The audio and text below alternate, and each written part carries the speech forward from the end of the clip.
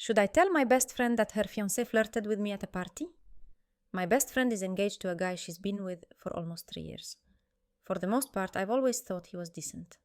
Friendly, polite, maybe a little too charming sometimes, but I brushed it off as just his personality. That was until last weekend. We were all at a party together, a big get-together with mutual friends. My best friend got caught up chatting with some friends she hadn't seen in a while, and her fiancé ended up hanging out near me. At first it was normal. Small talk, jokes, nothing out of the ordinary. But then his jokes started getting weird. He commented on how I was looking amazing lately, and how he always thought I had the best smile. I kind of laughed it off, thinking maybe he was just being nice, but it didn't stop there. He started moving closer, lowering his voice and making these little comments about how it's a shame we didn't meet first, and how, if things were different, he'd definitely have tried his luck. I was so thrown off that I just awkwardly laughed and tried to change the subject, but he kept finding excuses to stand close, touch my arm, and make these offhand remarks that were way too flirty for someone who's engaged to my best friend. Now I'm stuck. Part of me feels like I should tell her she's my best friend and she deserves to know if her fiancé is crossing lines. But the other part of me is terrified it'll blow up in my face. What if she doesn't believe me? What if it ruins our friendship? What if he turns it around on me somehow? Then there's the chance that maybe I'm reading too much into it. Maybe he was just drunk and being overly friendly. But something in my gut is telling me that's not it. I've replayed it in my head 100 times, and it didn't feel innocent. I don't want to be the person who destroys someone's relationship, but I also don't want to watch her walk down the aisle with someone who thinks it's okay to flirt with her best friend. Should I tell her, or keep to myself? Is it wrong to ask my boyfriend to move out because I want to live alone for a while? I've been thinking about this for months, and I still don't know if it makes me selfish or just honest. My boyfriend and I have been living together for almost 2 years. We moved in pretty quickly. Looking back, maybe too quickly, but it felt right at the time. We were inseparable, always staying at each other's places anyway, so moving in together just seemed like the natural next step. But lately, I've been craving something I can't really explain: space. Not just physical space, but mental space. I miss having my own routines, my own messes, my own silence. I never really lived alone before. I went straight from college roommates to living with him, and I feel like I skipped a step. I want to know what it's like to come home to an empty apartment, to eat cereal for dinner without judgment, to binge watch terrible reality TV without anyone sighing from the other side of the couch. The thing is, my boyfriend hasn't done anything wrong. He's kind, supportive, and for the most part, we get along well. But I can't shake this feeling that I need time to be by myself. When I brought it up, very gently, he seemed stunned. He asked if I was unhappy or if I wanted to break up, and I panicked and backtracked, telling him I was just thinking out loud. But it wasn't just a random thought. I've been thinking about it every day. I'm scared that asking him to move out will feel like a rejection, even if I swear it's not. I just want to experience what it's like to be fully independent for a while, but I know it's not a small ask. We've built a life together in this place. His things are everywhere, our things are everywhere. But at the same time, I feel like I'm suffocating under the weight of always having someone around. Am I being unreasonable for wanting this? Is it wrong to ask for space when nothing is technically wrong? Or is it better to be honest, even if it might hurt him? I lied about my degree to get my dream job. Now I'm terrified I'll get caught. I never thought I'd be the kind of person to lie about something so big, but here I am. About a year ago, I was desperate. I'd been bouncing between part-time jobs, barely scraping by and constantly refreshing job boards for anything that could pull me out of the cycle. That's when I saw it. My dream job. The position was perfect, the pay was incredible, and the company was everything I'd ever wanted. The only problem? They required a degree I didn't have. I don't know what came over me. Maybe it was the exhaustion from months of rejection, or maybe it was just sheer desperation, but I did it. I added a line to my resume claiming I had graduated from a university I never even attended. I figured it wouldn't matter. I'd heard so many stories of companies not actually checking. So I took a deep breath, submitted my application, and forgot about it. Until I got an interview. Then an offer. I couldn't believe it. I had actually pulled it off. For the first time in my life, I felt like I was exactly where I was supposed to be. The work was challenging but rewarding, and I actually loved going to the office every day. I felt like I belonged. But now, every day I go to work, I'm living in constant fear. I flinch every time HR sends out an email. When we had a company-wide system update and they asked for updated information, I nearly had a panic attack. I can't shake the feeling that it's just a matter of time before someone notices. I've looked up the consequences 1,000 times. I know it could mean losing my job, ruining my reputation, and who knows what else. I've even thought about coming clean, but I can't bring myself to do it. This job changed my life. I'm doing well, my manager loves my work, and I'm finally not living paycheck to paycheck. But it's all built on a lie, and that lie is suffocating me. I don't know if I should confess, wait it out, or just hope they never find out. All I know is that this dream is starting to feel like a nightmare. I secretly kept my ex's Netflix account after we broke up, and it's been 3 years. I guess this is my confession to the universe. My ex and I broke up 3 years ago. It wasn't messy, just one of those slow, inevitable endings where you both know it's over long before anyone says it out loud. We parted on decent terms, exchanged our stuff, unfollowed each other on social media, and that was that. Or so I thought. A couple of weeks after the breakup, I was mindlessly scrolling through my TV apps, and there it was, Netflix. I clicked on it, fully expecting to be locked out, but his account was still logged in. My profile was still sitting there, untouched. I hesitated for a second, but then curiosity and boredom won out, and I clicked in. Everything was exactly as I left it. My watch list, my recently viewed, even my paused episodes. It felt comforting. I told myself I'd just use it until he noticed. Maybe a week, maybe 2, but weeks turned into months, and months turned into years. I got bold. I started watching full series, even those Netflix originals that drop all at once. I figured maybe he just hadn't gotten around to it, or maybe he just didn't care. I know it's wrong, I'm fully aware. But here's the kicker. He's changed his passwords on everything else. His Instagram, his Spotify, even his Hulu account that we used to share is now locked. But Netflix, it just keeps rolling. Part of me wonders if he even knows I'm still there. My profile is still named the same, but he's never kicked me off or signed me out. It's like this tiny digital thread that still links us, even though we haven't spoken in years. Sometimes I think about logging out, just cutting that last string and letting it go. But then the next season of whatever show I'm hooked on drops, and I just don't. I guess part of me still likes that tiny connection, even if it's just pixels on a screen. I know I should stop. I know it's stealing, but I can't seem to bring myself to log out for good. Maybe I'm just holding on to more than I realized. ITA for refusing to attend my sister's wedding because she didn't invite my partner of 5 years. My sister is getting married in a few months, and what should be a happy occasion has turned into an absolute nightmare. My partner and I have been together for 5 years. We live together, we share finances, and for all intents and purposes, we are basically married minus the paperwork. My family knows him well. We've spent holidays together, birthdays, even family game nights. So when the wedding invitations went out and his name wasn't on mine, I was stunned. At first, I thought it was a mistake. I called my sister, casually brought it up, and asked if his invitation maybe got lost in the mail. That's when she dropped the bomb. He's not invited. I laughed because I thought she was joking, but she wasn't. She said that she wanted a small, intimate gathering and that only family and super close friends were invited. I pointed out that my partner of 5 years should definitely count as both, but she doubled down saying she didn't want to make the guest list too complicated. I won't lie, I was furious. I asked her how she expected me to show up alone when he's been part of my life for half a decade. She brushed it off and told me it wasn't a big deal and that I should just come and have fun. I told her I wasn't sure I'd be coming if he wasn't welcome, and she got defensive, accusing me of not supporting her on her special day. My parents are split on it. My mom thinks my sister is being unreasonable, but my dad says it's her wedding, and I should just go to avoid family drama. But I can't shake the feeling that this is a deliberate snub. I don't know if she just doesn't like him or if there's something else going on, but it feels like a slap in the face to both of us. Now my whole family is blowing up my phone, saying I'm being dramatic and that I should just put it aside for one day. But it doesn't feel right to me. Am I really supposed to celebrate her marriage while ignoring mine? AITA for standing my ground and refusing to attend the wedding?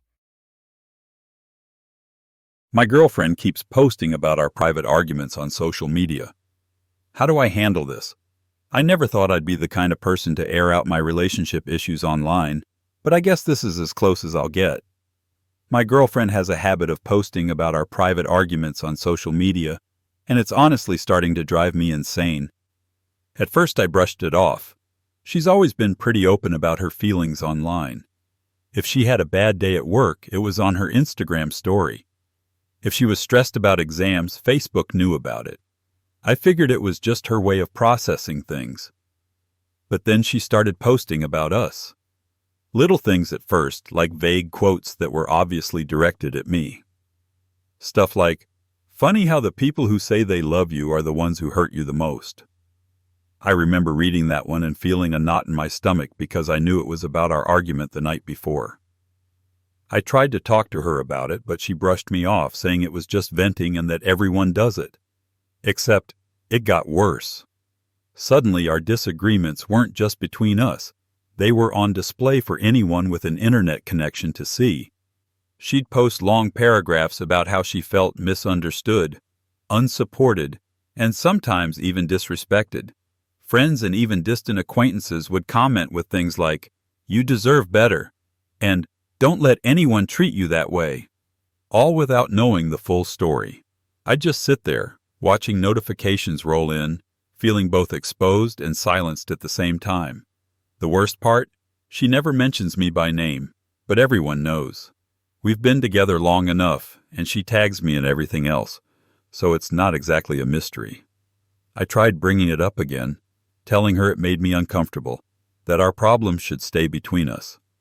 She told me I was overreacting and that it's her right to share her feelings however she wants. I'm starting to wonder if this is just how it's going to be. Am I supposed to just accept that my private life is part of her public narrative? We've been together for 5 years, and they still don't want to talk about marriage. Should I be worried? My partner and I have been together for 5 years. We met in our mid-20s, and everything just kind of clicked. We moved in together after 2 years, share finances, adopted a dog, and even talk about growing old together. For the most part, things are really good. But there's one topic that always seems to hit a wall: marriage. I brought it up for the first time about 2 years into our relationship, just casually mentioning it while we were talking about future plans. They sort of brushed it off, saying it wasn't the right time and that we were still young. I didn't push. I figured we had time and that they'd come around eventually.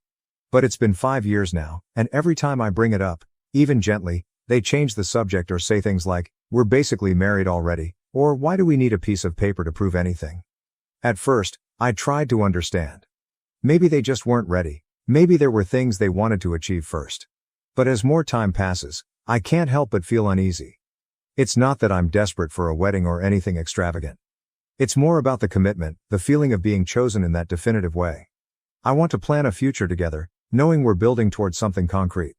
When friends ask if we're planning to get married, I find myself stumbling over my words, unsure of what to say anymore.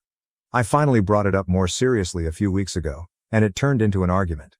They said they didn't understand why I was so fixated on it and accused me of not appreciating what we already have. I tried to explain that it's not about pressure, it's about feeling secure and aligned in our goals. They just shook their head and walked away. Now I'm stuck. I love them, and I don't want to issue an ultimatum. That feels unfair. But I also don't want to wait around for something that may never happen. Am I overthinking this? Should I be worried, or am I putting too much pressure on this issue? I still stalk my ex's social media, even though I'm in a happy relationship. I've been with my partner for almost 2 years now, and things are good. Really good. They're kind, attentive, and genuinely the most supportive person I've ever met. We travel together, laugh at the same dumb jokes, and even our families get along. By all accounts, I should be completely satisfied, and I am mostly. The problem is, I can't seem to stop checking my ex's social media. It's not even that I miss them, I don't. Our breakup was messy and long overdue. We were toxic for each other in ways I didn't even realize until I stepped away. But something in me just has to know what they're up to.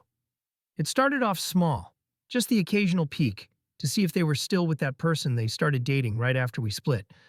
But over time, it turned into a habit, a mindless scroll every few days. Instagram, Facebook, even LinkedIn. I know it's ridiculous. But there I am, typing their name into the search bar, scanning their posts, checking who they're with, where they're going, what they're doing. I tell myself it's harmless, just curiosity. But every time I do it, I feel this pang of guilt, like I'm somehow betraying my partner, even though they have no idea. And honestly, I don't think I'd want them to. I can only imagine how they'd feel knowing I'm keeping tabs on someone I claim to be over. The weirdest part is, I almost feel relieved when I see that my ex is still struggling or not quite where they want to be, like it somehow justifies the ending of what we had. It's ugly, and I hate that I even think that way. I keep promising myself I'll stop. I've deleted and re downloaded apps more times than I can count. But all it takes is one weak moment, one bad day, and I'm back to scrolling, back to lurking in the shadows of their life. I don't know why I'm still doing it. I love my partner. I'm happy. But some part of me is still stuck in the past, peeking through the windows of a life I left behind.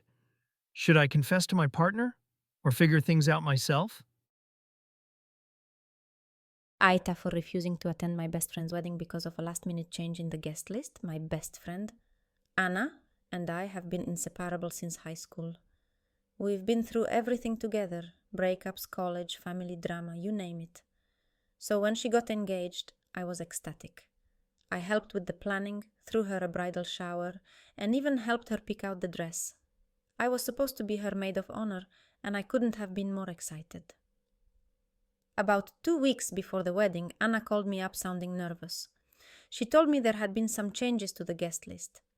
I assumed she meant distant relatives or plus ones, but then she dropped the bomb. My partner was no longer invited. For context, I've been with my partner for 3 years. Anna has known them the entire time, and they get along really well. My partner had even been helping with some of the wedding prep, setting up tables, running errands, and whatever else Anna needed. So I was completely blindsided. I asked her why, and she got cagey, saying they had to make room for more family, and that the venue was at capacity. I reminded her that my partner had been part of the headcount for months, but she just kept insisting there was no space and hoped I'd understand.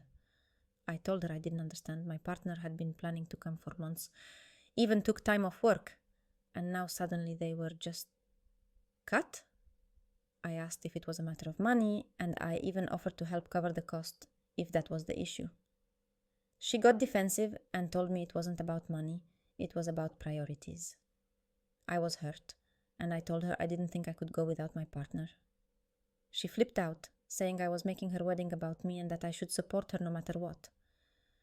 I told her I had been supporting her, but this felt like a slap in the face to both me and my partner. Now she's furious, calling me selfish and saying I'm putting her in a horrible position right before her big day. Some of our mutual friends are split. Some think I'm justified, while others think I'm being dramatic. ITA for taking back a family heirloom I gifted to my sibling after discovering they planned to sell it? A few years ago, I gifted my sibling a family heirloom, a beautiful antique watch that belonged to our grandfather. It's been in our family for generations, passed down with the idea that it would always stay within the family. I inherited it after my grandfather passed, but I knew my sibling always admired it, so I thought it would be a meaningful gesture to pass it on to them. They were thrilled when I gave it to them, and for a while, I'd see them wearing it at family gatherings or special occasions. It felt good, like I'd done the right thing. I never once regretted it. That was until last week. I was visiting them, and I overheard a conversation they were having with a friend. They were talking about selling the watch, saying how they'd gotten it appraised and were shocked at its value. They went on about how the money could help with bills, maybe even go toward a vacation. I was stunned. I confronted them about it right then and there. I told them the watch wasn't just some old accessory, it was a part of our family's history. They shrugged it off, saying it was just sitting around collecting dust, and they might as well make some good use out of it. I couldn't believe how casually they dismissed its significance. Without really thinking, I told them if they planned to sell it, I wanted it back. Things escalated. They accused me of being controlling and said that a gift is a gift. I had no right to take it back just because I didn't like what they were doing with it. But I feel like there's a difference. This isn't just some birthday present, it's a family heirloom that's meant to be preserved. Eventually, I did take it back. I told them I'd rather hold on to it than see it get sold to a stranger. Now, half of my family thinks I was justified, and the other half thinks I'm petty and out of line. My sibling is furious and won't talk to me, saying I disrespected them and took back my generosity. I secretly paid off my siblings' debts without telling anyone, and now they think they got lucky. My younger sibling has always been the reckless one, quick to jump into things, slow to think about the consequences. For as long as I can remember, I've been the one cleaning up their messes, figuratively and sometimes literally. But this last time, it got out of hand. A little over a year ago, they confessed to me that they were drowning in debt. Credit cards maxed out, student loans piling up, and even a few missed car payments. They were terrified of losing everything. They cried. I remember the way their hands shook as they held the stack of bills, eyes wide with fear. I knew they weren't asking for my help outright, but I couldn't just stand by and watch them sink. So, I did something impulsive. I took my savings, the money I'd been putting away for a down payment on a house, and I paid it off. All of it. I went through their accounts one by one, called the creditors, and handled it all. I didn't tell them. I just wanted them to have a fresh start, a chance to rebuild without the weight of debt crushing them. A few weeks later, they called me, practically screaming with joy. "You won't believe it," they said. "I don't know how, but my debts are gone. Like, gone. I think maybe I got hacked or something and it worked out in my favor." I laughed awkwardly, heart pounding, and just said, "Wow, that's incredible." They've been riding the high ever since, convinced they got lucky, and telling everyone how fate must be on their side. Meanwhile, I'm sitting here, watching my house fund disappear every month in the form of empty statements and knowing smiles. I thought I'd feel good about helping them. I thought I'd feel proud. But the truth is, I just feel empty. I guess I wanted some kind of acknowledgement, even if it was just between the two of us. Now, they're planning trips, buying new things, and acting like the universe has blessed them, and I'm silently praying they don't end up back where they started. Because this time, I don't think I can save them. I pretended to like my partner's cooking for 2 years, and now they want to open a restaurant. When my partner and I first started dating, they cooked me dinner for our third date. It was not great. The pasta was overcooked, the sauce was bland, and I distinctly remember chewing on what I think was a garlic clove that somehow never got chopped. But the way their eyes lit up as they watched me take that first bite, I couldn't bring myself to tell the truth. So I smiled, nodded enthusiastically, and told them it was delicious. I thought it would be a one-time thing, but then cooking for me became their thing. Every week, I was treated to experimental dishes that ranged from slightly under-seasoned to downright inedible. There was the time they tried to make sushi, and we ended up with what I could only describe as rice porridge wrapped in seaweed, or the homemade pizza that was both burnt and raw somehow. But every time, I just smiled and said it was amazing. It got to the point where I would eat a snack before dinner, just so I wouldn't be starving when I had to push their food around on my plate, discreetly hiding bites under lettuce or mixing things together to look like I'd eaten more than I had. My friends joked that I was getting thinner, and I nervously laughed it off, blaming it on just being busy. The problem is, I lied too well. My partner now thinks they have a real talent for cooking, and last week, they sat me down, eyes sparkling with excitement, and told me they want to open a restaurant. They've even started researching business loans and looking for spaces to rent. I'm absolutely terrified. I'm stuck.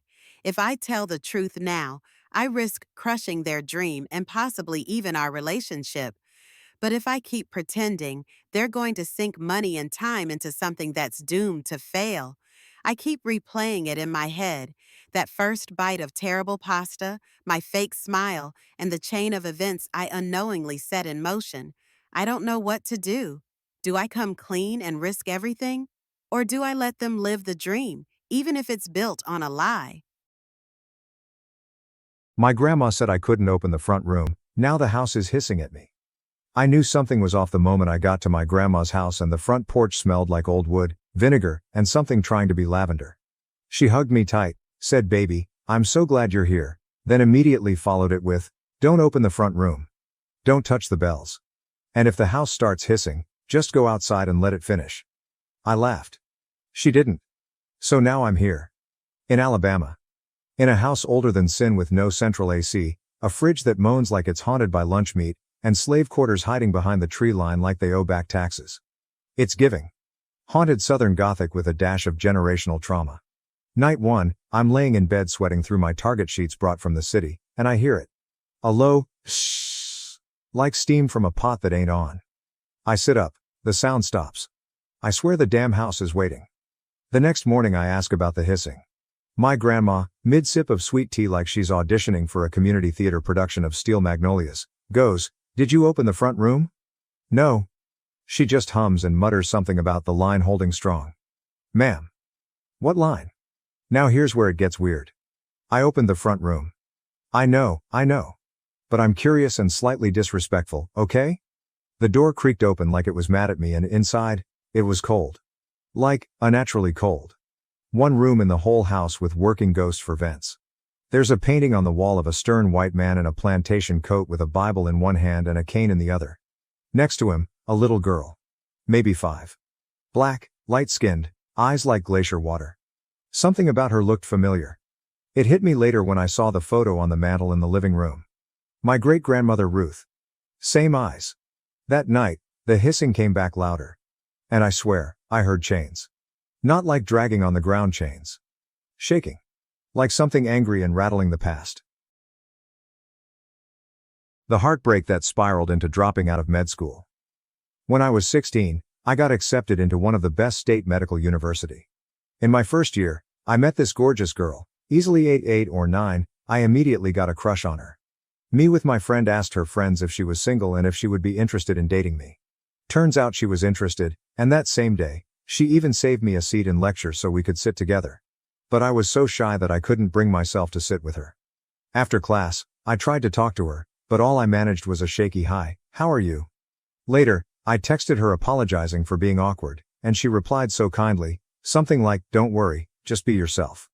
I tried talking to her again, but I had no idea how to keep the conversation going. Eventually, I gave up. After a while, she moved on, removed me from her friends list and started hanging out with another guy. They would hold hands, be everywhere together, kiss, and since we studied the same specialty, I saw them daily. Every day at uni became agony. I grew depressed, angrier. After my second year, I got the chance to transfer to another university. I'd lose a year and have to repeat courses, but I didn't care. I just wanted out of there. During the transfer process, I developed tuberculosis, probably due to all the stress I endured. I spent a year in a facility and another year rehabilitating. By the time I recovered, I'd lost interest in medicine, even started hating it, and eventually dropped out. To this day, I tell everyone, friends, family, that I switched schools for better facilities. The truth? Well, now you know it. Update 1. I got tuberculosis, probably from all the stress. I developed tuberculosis, probably due to all the stress I endured. Should I tell a pregnant girl, 21F, that her boyfriend, 32M, has been hitting me up and asking for pics? For context, I am a 30-year-old single woman, and me and this guy have been friends online for years. We would talk off and on, and eventually it led to being flirty and sending each other sexy pics. But it was at times when we were both single. It never went anywhere and we never met up in real life. Honestly, it was mostly just sexual, and I would only talk to him when I was lonely. We didn't talk for a few months, but still follow each other on IG, which is how I found out he was dating a girl, 11 years younger than him, and she was pregnant. I just thought that, wow, that came out of nowhere, but as long as they're happy, I don't care.